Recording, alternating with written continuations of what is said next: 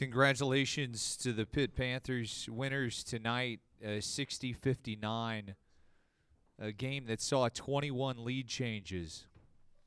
And Pitt now advances into the next round. They'll take on Iowa State on Friday at 3:10 in Greensboro, North Carolina. Joining us, Nelly Cummings, who led the Panthers with 15 points. Greg Elliott had 13 points. Jamarius Burton, only 6 points, but a huge basket that would be the game winner. And Guillermo Diaz-Graham joining us up on the stage with a titanic block as Jeff Capel and his Pitt Panthers now move to 23-11. Coach, before we get to questions, what this means in this win and the fight from your team here tonight? Well, first and foremost, what a great college basketball game in an amazing atmosphere. I want to give a big-time thank you to the fans here in Dayton.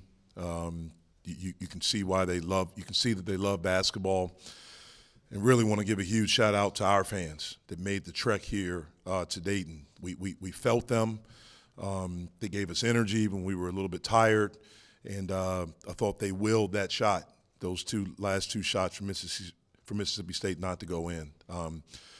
Really proud of my team. We showed toughness, resiliency. We were who we've been all year, and it wasn't pretty, but it was beautiful. And we just feel so grateful, so thankful, and so excited to be able to advance and get to Greensboro. We now open up the floor for questions. We'll start with questions for our student athletes, and we will begin front row on the aisle. Jamarius, walk us through what was going through your mind ahead of that game-winning shot. First and foremost, I just want to thank God. You know, it was a tough game. These guys were continuing to fight. When I had the ball in my hands with the last 30 seconds or so, I just told myself I was built for it. And I just got to a spot and let it go, and I had complete confidence in myself, and that was pretty much everything that went down. First row on the far side. George Michalowski, Pittsburgh Sports Now. Guillermo, what was it like tonight battling in the paint with Tolu Smith? You know, how did that go down for you? How are you feeling right now physically? Man, I'm exhausted. That was a hell of a fight. He's a really good player, and he was trying to tag me in every time. Of course, because he's bigger than me, but just fighting. He's bigger than me, but I'm gonna fight more than you, and it's exhausting. But we got to win, so it was worth it. In the front row. Corey Chris at DK Pittsburgh Sports. Guillermo, with Federico's knee injury, when did you find out you would be getting the start? And just walk us through that process of getting ready for a matchup like this, knowing that you would be without a key guy like Federico. Yeah, I knew it when we were on shoot-around because I was in the starting five. And you're always ready. You always got to be ready to step in and help the team. And hopefully for next game, Fede can be back. So we did it for him so he can experience this thing too, because he was part of this the whole year. And now he couldn't play the first game, but I'm sure he's going to be for the next one. Second row. Jenna Harner, WPXI. Nelly, coming into the game, you said that on a national stage you guys wanted to go out there and show you're a tough team, a together team, an experienced team who's going to battle through whatever adversity you guys face. How good did it feel to demonstrate that on a national stage tonight? It definitely felt good. I mean, we've been doing it all year long, so it was just a testament to our work all year, and I think everything came together today for us for sure. First row on the aisle. Chris Carter, Post-Gazette. Guillermo, what was your feeling when you got that block in the final seconds there? I saw you, like, roar towards the crowd. What was that moment like? Just all the energy coming out of my body. I did that block. I don't even know how with my left hand. I usually don't use my left hand. And I block it, and I know it was a big play, so I just let that energy go out. It's not that good because I got a lock in back to the 2 seconds left, but I just couldn't contain it inside me. So. Third row on the aisle. Yeah, Adam Rittenberg with ESPN. Guillermo, you had that big hug with your brother after the game. What's kind of going through your mind, and what's that moment like for you and for him? That's just after the shot clock sound, and he come to me and hug me. All the emotions that I've been feeling during the game, and I gotta keep my face straight. All the emotions at the end when I hug him, they just come out, and it's a great feeling. So, yeah. First row. Jeff, with Jamarius in foul trouble, I'm sorry. Can we just the student athletes right now? Oh, I'm apologies, JB. I'll go to you then. With the foul trouble you had in the second half there, you spent a lot of time on the bench there. Just how did you kind of mentally recollect yourself, knowing that you'd have a moment to go back in and to produce in those final minutes? Yeah, I mean, for me, I was just talking to God most of the time, being engaged, with my teammates, encouraging them the whole time, and just understanding that I'll have a moment and I'll have a chance of getting back out there and making an impact for the team. Second row. This is for all three of you guys, but you're part of the first Pitt team to win a tournament game since 2014. Just how does it feel to kind of cement yourself in that way? How does it feel to get this win? I think it feels good. We're definitely excited about that. We're going to enjoy that today, but our work doesn't stop here. So we're a hungry team who's ready for whatever challenge is in front of us. I second that. Yeah, I think the people of Pittsburgh deserve this. They're really great. They come all the way here to support us, and I feel like they deserve this feeling again. First row on the aisle.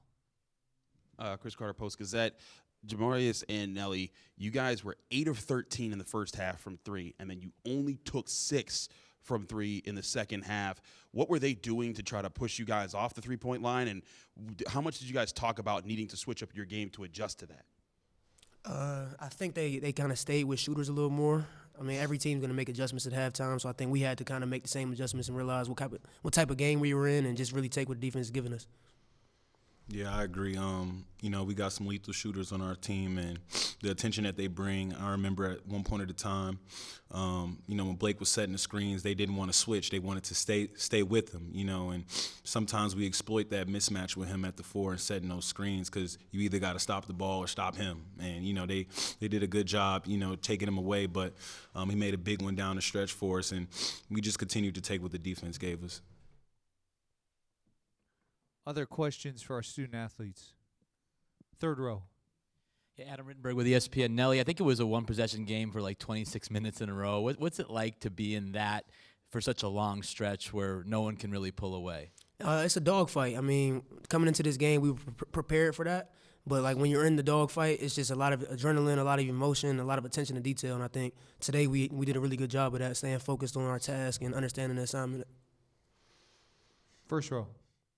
And this is for all of you guys. What was the message about the rebounding after halftime? They dominated the offensive glass and the overall rebounds. Then you guys, they still won the rebounding battle, but you guys mitigated it to a point where you guys were able to keep fighting back with it. What was the talk coming out of the locker room? Nelly, you want to start? Yeah, without Federico, we knew we had a challenge ahead of us regardless. So I think all of us kind of rallied around that and really just gave it our all. We wanted to, everybody crashed the glass. We call it gang rebounding. So we all wanted to attack it, and everybody tried to get a rebound and just to lighten the load on G. Jamarius? Yeah, and, just going into the game, we understood, that they were a good rebounding team. We understood that, number one, got about 4 offensive rebounds a game, so we knew that was a point of emphasis going in. And they was dominating the boards, like you said, in the first half. But like Nelly said, if we really want to win, we got to gang rebound and get the stops necessary. Guillermo? I second that. Any more questions for our student athletes? This is also for the team. It seemed like there was a consistent plan whenever they tried to feed to someone against Guillermo down low. You guys were coming to help, and you had a plan of attack. You only had a couple days to even talk about this plan, and then also not knowing Fetty wouldn't play until late. What went into the preparation to execute that plan and keep executing it for 40 minutes? Yeah, I mean, I would just say it was the scouting report. Coach did a great job, putting us in positions, knowing when they were going to be feeding the ball off of, their plays and their execution. And then for us, we just wanted to be there for our brother. We understood that type of battle that he was going to be in, all-conference type of guy, that he was going to be going against. So we just wanted to have his back out there. And just on top of that, I think the attention to detail we had to have to maintain that throughout the game was something that we talked about as soon as we found out who we were playing. As soon as we seen the matchup, we knew that we would have to be locked in defensively. So being that Federico wasn't playing, we just understood the assignment and really just followed it. Yeah, like we knew that they were going to come at me, and I just have my team behind me to help me because I was in a disadvantage, but they helped me. Guillermo, Nelly, Jamarius, a fantastic fight. Congratulations. Best of luck on Friday, and safe travels to Greensboro. Appreciate it. Appreciate it. Thank you, guys.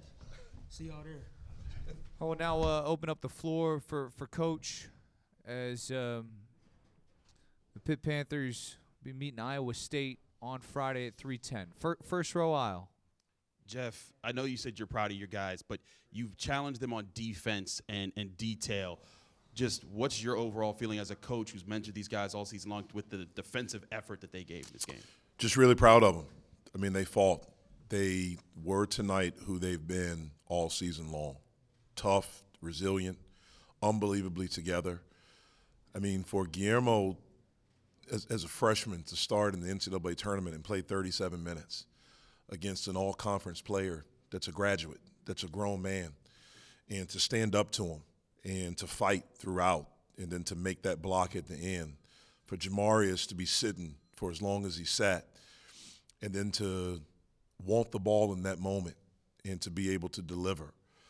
For our team to be able to defend this team and hold them under 40% shooting, I thought one of the main stats is that we defended really well without fouling. They only shot 7 free throws. And I think Smith had been averaging about 7 free throws a game himself. And so for us to be able to do that and to be able to grind out a game like this, I'm really proud of everyone.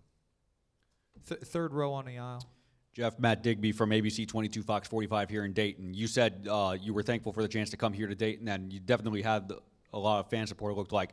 For you guys being just a few hours away from home, will you say that played an aspect in that, considering, a lot of teams the next couple of days will be flying across the country to come here? Yeah, well, I think certainly, having our crowd there, man. I mean, when they did the starting lineups, you heard them, you felt it, and throughout the game, you heard the "Let's Go Pitt" chants. And then at the end, when we blocked that shot in those last 2.7 seconds, I mean, I thought their energy helped that ball not go in, the 3 in the corner and then the tip in. Let's go to the first row.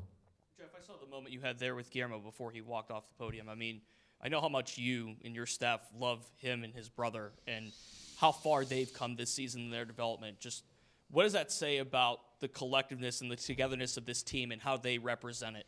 Yeah, well, I love all of them, but specifically, as you asked about those two, one of the coolest things for me for this game, besides winning, was how his teammates were with him throughout the game. There were times when, he wanted to put his head down, that he didn't feel good about maybe, an assignment or missing a shot, and those guys kept telling him, like, don't do that. We got your back. We're with you. And that's it's who they've been all year. And I'm just, again, I mean, for a freshman, to step up on this stage and to play, like he did, 5 rebounds, 2 blocks, his ball screen defense at the end, for the last, I'd say about 8 minutes, we tried to trap every ball screen with the 5. And for him to be able to do that and get back in there and to fight and to battle, I mean, this is the most minutes he's played all year. And just really, really happy for him. Again, in regards to the transcript, if you could say your name, your affiliation for the question, that'd be great. Second row. Jenna Harner, WPXI. Jeff, that buzzer sounds. You guys win. How do you describe the emotions? Happy, excited, relieved, exhausted, but full of energy, and just really happy to see our guys in that moment, like to see them, to see how they reacted to it, to see how excited they were and how proud they were, of our fight and being together and figuring it out. A couple of questions here left for Coach. We'll go to the far side. Jeff, Mike LaPresti, NCAA.com. You mentioned that tonight they were who they've been all year. The journey of this team, when you look at it, from where you guys started this season, and maybe some people not thinking, what you were going to do, you went through tough times, you went through great times, and the fact that translates into a night like this, how, as a coach, how fulfilling is it to look at the journey this team's been on? I am so proud of to be on this journey with them. I'm really proud of the journey they've taken us on. When I say us, our coaching staff, because it's been really unbelievable when you think about it from the beginning. When we were down in Miami playing for the ACC championship, the night before, my staff and I were just sitting around, and we just started talking about everything, just everything, the first 4 years, everything that we had been through. And then we started talking about everything that happened at the beginning of this year. And just unbelievably proud and grateful to be a part of them, to be a part of their journey, to have some sort of impact, to watch how they've come together and how they stuck together, how they have persevered, to watch the joy they bring every day, to watch how they've been able to move on to the next play, after a big win or a tough loss. It's been pretty unbelievable. All right, 2 questions here. Let's go to the front row on the aisle. Chris Carter, Pittsburgh Post-Gazette. Jeff, we've talked about how resilient your team's been and how they've been able to, take counter punches and adjust in game when you guys can't practice as hard as you want because of the limited players. They did it again today with, I talked to them before about the 3-pointers, shooting a bunch in the first half and shooting, only 6 in the second half. What goes into their mindset to be able to just keep playing and keep sticking, keep finding different ways to win all season long? Yeah, I just think it's a group of fighters. It's a group that really believes in themselves, really believes in each other. We've said the strength of our team is the team. We've said that from the beginning. And tonight was another example of that. Guys stepped up and made big plays throughout. I mean, some of those finishes that Nelly made. Blake taking that, what the heck are you doing, 3. But that's who he is. And I've said, I got to live with that. I'm yelling at him when he shoots it, and he looks at me or whatever. And so, again, I understand that. I understand my group. And I'm just unbelievably proud, man, to be on this journey with them. And I don't want it to end. Last question, first row. Jeff, Corey Chris at DK Pittsburgh Sports. How close was Federico to going today, and how much was he able to test out his knee before you guys shut it down? Yeah, he wasn't close. We knew yesterday he wasn't playing. I shouldn't say we knew. We knew it was going to be a long shot. And when we went to shoot around today, he tested it again just one more time. But in my mind, I had the feeling when I watched him try it yesterday that it was just too soon. If we would have played later in the week, Thursday or Friday, maybe there was a chance he could have been ready for that. There's a chance he could be ready for Friday. We're very, very hopeful. But once we got to this morning's shoot around, I knew right then that he wasn't going to be able to go. Coach of the Year in the ACC and advancing to Friday, the head coach of the Pitt Panthers, Jeff Capel. Thank you so much. Good luck. Appreciate it. Thank you.